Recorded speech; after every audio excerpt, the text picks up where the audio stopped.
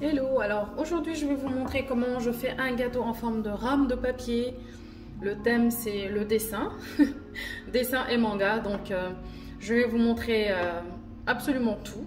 Donc on va faire le gâteau ensemble. Alors pour commencer je vais démouler mon gâteau, mon tendre gâteau au chocolat.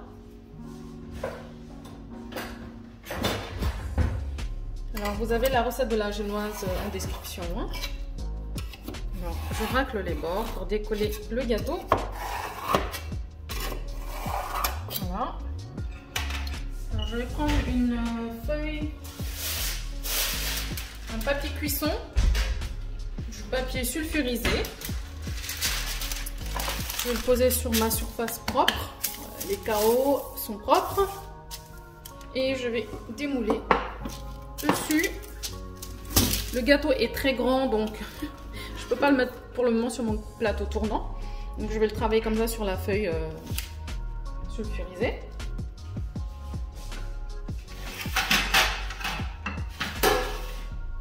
Voilà. Alors, j'enlève le papier.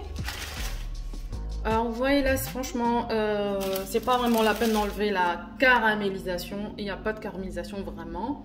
Je l'ai cuit vraiment de façon très douce. Donc je vais juste retourner le gâteau et enlever la surface. Mais cette surface, elle est friable. Vous pouvez l'incorporer dans de la ganache et faire des truffes. Hein. Voilà.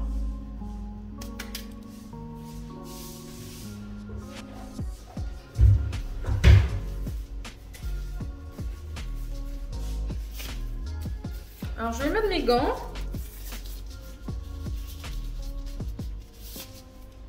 Ensuite je vais retourner mon gâteau délicatement. Là je vois qu'il est très fragile. Parce que j'ai fait une sorte de moelleux en fait. Ou alors ce que je vais faire, vous voyez là c'est bien qu'on travaille ensemble, vous me voyez dans mes galères. Je vais d'abord couper le gâteau en deux. Parce que je vais superposer un sur l'autre. Pour imiter justement la forme d'une rame de papier. Mais donc pour ça il me faut une règle pour avoir deux parts vraiment égales.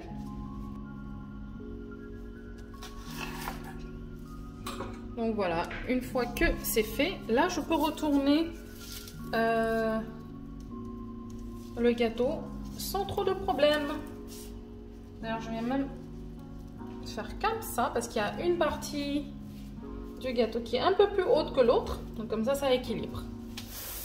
Voilà, je sais pas si vous voyez bien. Voilà, on voit bien.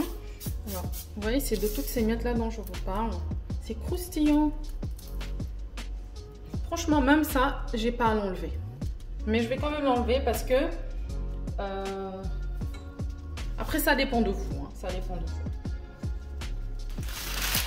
Ce que je vais faire, c'est que je vais maintenant, donc voilà, maintenant je vais poser mon gâteau sur le plateau tournant. Alors je vais le mettre sur un plateau, je vais travailler directement là. Ensuite je prendrai juste le gâteau et je le mettrai sur son support final. Donc je commence par celui-ci.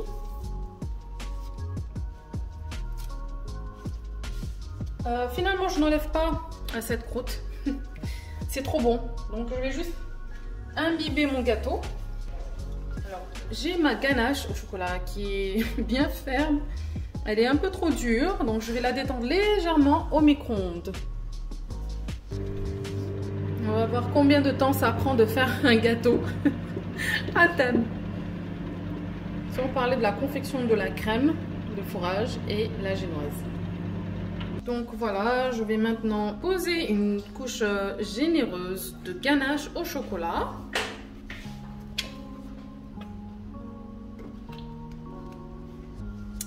Voilà, ça va être bien chocolaté. Donc j'étale avec ma spatule.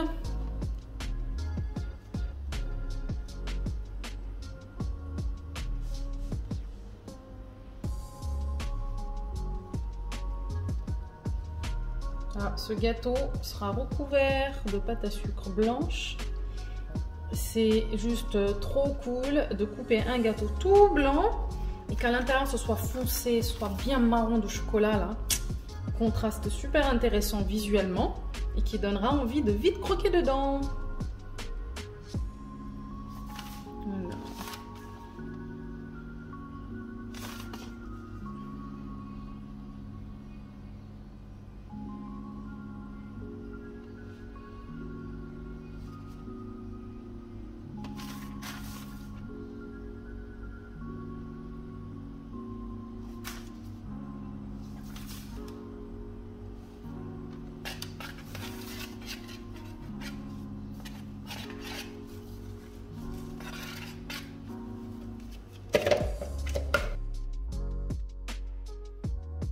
Voilà. À peu près. Ensuite, oups, attention, je vais poser le deuxième par-dessus. Voilà. Recentre bien un petit peu tout ça.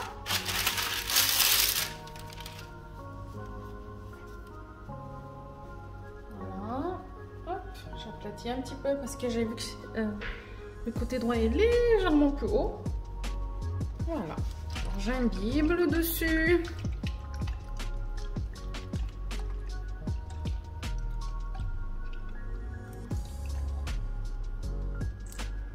Voilà. Alors je vais combler les espaces vides avec le restant de ma ganache au chocolat. Mais je couvrirai mon gâteau avec de la crème au beurre. Je peux très bien le faire avec la ganache, mais vu que je vais couvrir avec une pâte à sucre blanche. Donc voilà, j'ai obtenu des angles bien droits. Vous voyez. Bon, désolé, hein, j'avais plus d'espace, donc ça a coupé pendant que je filmais. Donc je disais que pour la couverture, avant de poser la pâte à sucre, j'opterais plutôt pour la crème au beurre, la base blanche. Parce que si je couvre mon gâteau de pâte à sucre blanche et que je crumb coat en fait avec de la ganache, c'est très salissant, c'est des risques en fait inutiles. Et voilà, je vais me prendre la tête après parce que ma pâte à sucre risque d'être salie par la ganache au chocolat noir. Donc c'est pas top, c'est pas top. Donc optez pour, si vous avez de la pâte à sucre blanche ou une base de pâte à sucre claire, bon, restez sur des bases blanches en fait, des crèmes au beurre blanches, hein. Voilà. Donc là, je vais mettre au frais. Ce que je ferai tout à l'heure, c'est que je vous montrerai donc dans cette vidéo comment obtenir des angles droits tout en recouvrant avec la crème au beurre, mais aussi comment recouvrir de pâte à sucre un gâteau rectangle, voilà, un gâteau avec des angles droits. Il y a plusieurs méthodes, mais je vous montrerai tout ça dans la vidéo, donc restez bien connectés jusqu'à la fin de la vidéo. Alors je vais mettre ça au frais pendant au moins 1 heure, et entre temps je vais confectionner ma crème au beurre.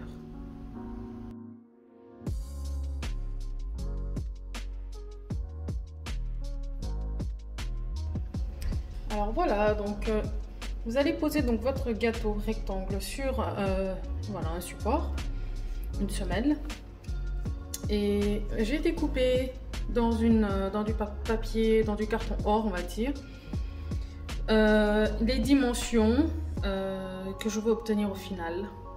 Voilà, c'est très proche des dimensions du gâteau, c'est juste qu'il y a une petite marge de chaque côté.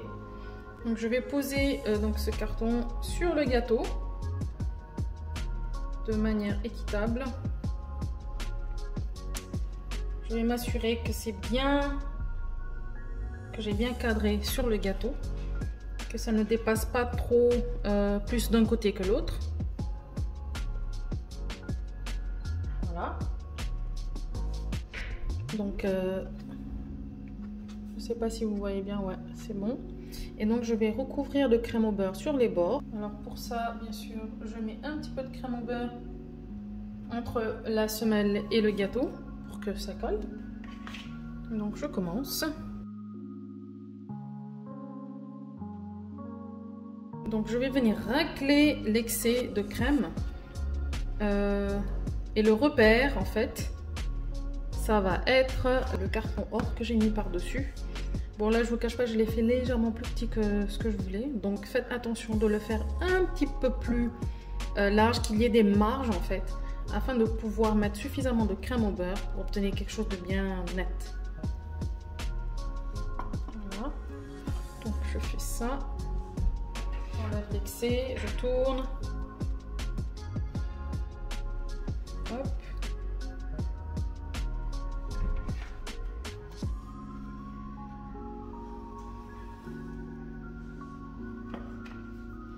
Après, bon, faut le faire en plusieurs fois. J'ai mis une première couche, donc je vais remettre au frais. Et dans 30 minutes, je repasserai pour couvrir les imperfections et enlever le carton du dessus pour pouvoir mettre la crème au beurre dessus.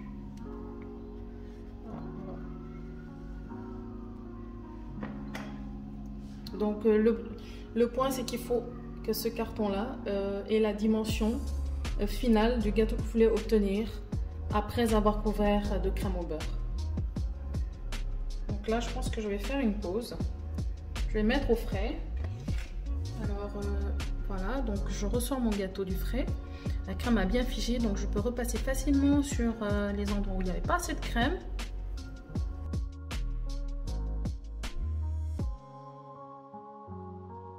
Je remets un petit peu au frais et ensuite donc je ressors le gâteau. Donc là maintenant je vais enlever le carton et mettre de la crème au beurre au-dessus. Donc j'enlève délicatement. Hop. Délicatement. Alors j'avais mis un petit peu de crème au beurre là pour coller. Oups, attention. Voilà. Donc maintenant il ne reste plus qu'à mettre la crème au beurre au-dessus. Voilà. Alors.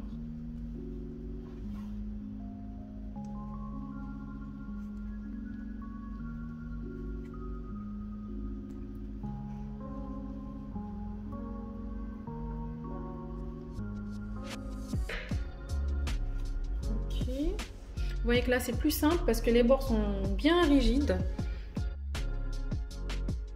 Il n'y a pas de risque d'affaissement si j'étale la crème au beurre sur le dessus et que ça touche les bords, parce que la crème au beurre est rigide, elle est solide. Voilà, donc il faut vraiment laisser longtemps au frais. Donc à ce moment là, moi je vais passer avec le lisseur. Hop, hop.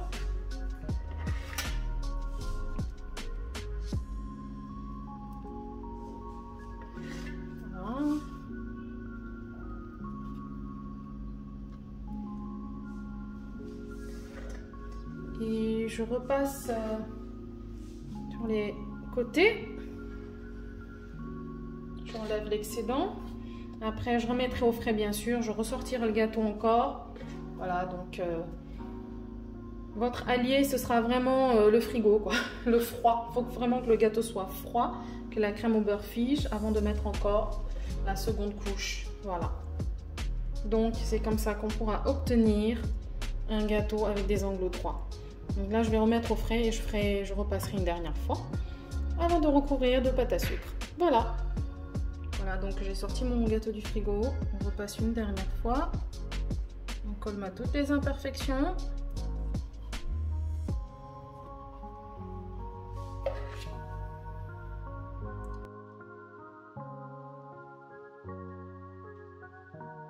Ça prend du temps. Voilà. Je suis pas experte des gâteaux rectangles, j'en fais mais pas beaucoup. Donc moi aussi je dois m'exercer. Voilà, on va lisser tout ça. Et le truc c'est que quand on mettra au frais, quand vous mettez le gâteau au frais,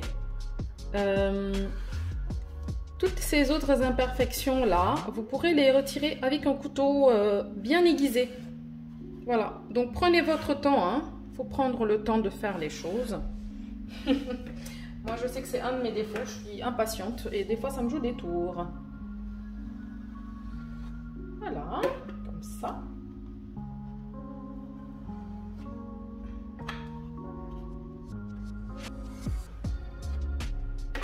Je crois que je vais racler un petit peu de ce côté. Voilà.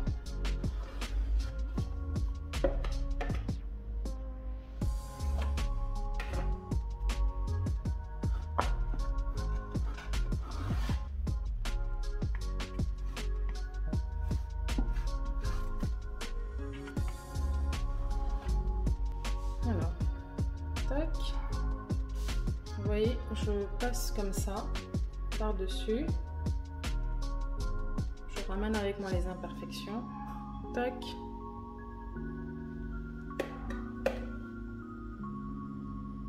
Voilà. Attention de ne pas enlever la crème au beurre. Là, c'est vraiment figé, hein. C'est pour ça que je fais ça. Bon. Hop, ici.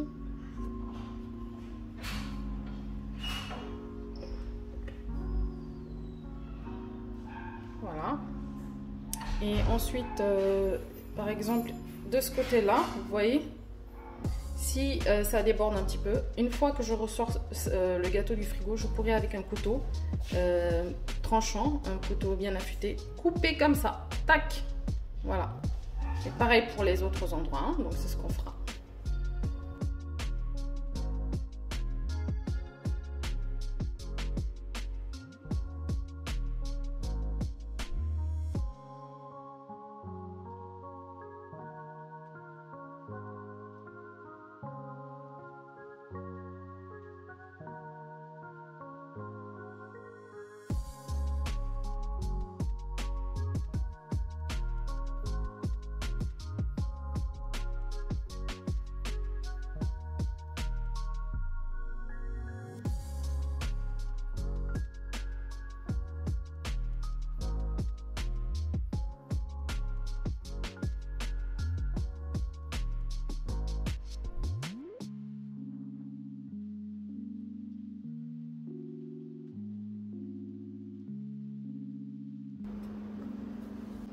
Alors pour couvrir le gâteau rectangle, je dois toujours commencer par coller la pâte à sucre sur l'angle, définir l'angle. On va faire ça sur les 4 côtés. On va le faire assez rapidement pour ne pas que la pâte se déchire parce que c'est quand même un peu abrupt. Donc, hop. Là, vous voyez, ça commençait même déjà à vouloir se déchirer. Et maintenant que j'ai défini donc les angles, je vais m'assurer que sur les bords, c'est bien collé. Et à ce moment-là, je peux commencer à tirer un petit peu la pâte, tout en veillant à ce que la pâte à sucre ne se décolle pas des angles. Voilà. Alors, je fais ça. Je soulève la pâte, je tire un petit peu et hop. Voilà. Donc, pareil ici, j'attrape l'angle comme ça avec ma main. Hop. Vous voyez. Donc pareil.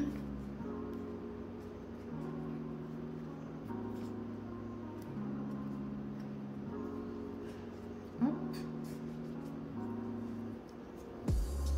Voilà. Ensuite, je vais prendre le lisseur.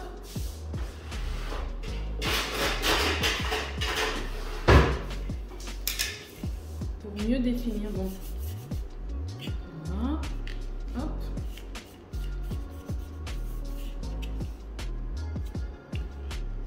Alors ça, c'est une méthode. Il existe une autre méthode. Je le montrerai dans une autre vidéo.